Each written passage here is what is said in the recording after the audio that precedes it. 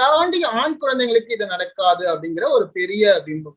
ஏன்னா தொடர்ச்சியா நமக்கு ரிப்போர்ட் ஆகுறது எல்லாமே பெண் குழந்தைகள் அப்படின்னு நம்பினாலும் நம்ம ஒரு விஷயத்த மறக்க ஆரம்பிக்கிறதுக்கான ரீசன் என்னன்னா, இது ஸ்டாட்டிஸ்டிக்லி என்னன்னா 12 வயசுக்கு கீழே அதிகமா பாதிக்கப்படுறது ஆண் குழந்தைங்க. இதுக்கான அடிப்படை காரணம் என்னன்னா, நம்ம ஆண் குழந்தைங்களை எப்படி வளர்க்க ஆரம்பிக்கணும்னு பார்க்கக்கூடிய மென்டாலிட்டி நம்ம வீட்டுல. இது பேசிக்காவே இந்த ஷேம்ங்கிற ஒரு விஷயத்தோட தான் ஆரம்பிக்குது. அதனாலதான் பிரிடேட்டர்ஸ் குழந்தைங்களை டார்கெட் பண்றாங்க. ஸோ அவங்க ப்ரிடாமினண்டா ஆண் குழந்தைங்களை சூஸ் பண்றதுக்கான ரீசன் என்னன்னா, பெண் குழந்தைங்களோட ஆண் குழந்தைங்களை ஈஸியா அசிங்கப்படுத்த முடியும். நீ என்ன பொம்பளை பிள்ளையா அழறதுக்கு? நம்ம வீட்லயே ஜென்ரலா சொல்லுவோம், ஒரு 5 வயசு 6 வயசுல பையன் அழ ஆரம்பிச்சானா, என்ன தங்கச்சி மாதிரி அக்கா மாதிரி அழற, கெத்தா இருக்கணும், தைரியமா இருக்கணும் பையன் அப்படின்னு. இடுப்புல கை வச்சா கூச்ச போற பையன் கிட்ட நம்ம இதான் சொல்லுவோம்.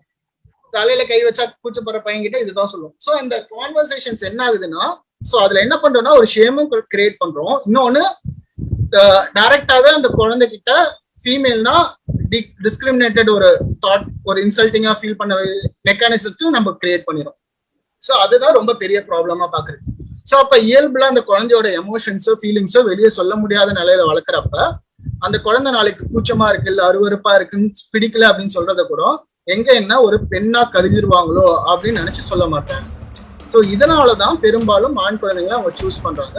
13 வயசு லைக் பியூபர்ட்டிக்கு அப்புறம் பாத்துட்டீங்கன்னா பெண் குழந்தைங்க தான் அதிக அளவுல டார்கெட் செய்யப்படுறாங்க. ஸோ இது ஒரு ரியாலிட்டி.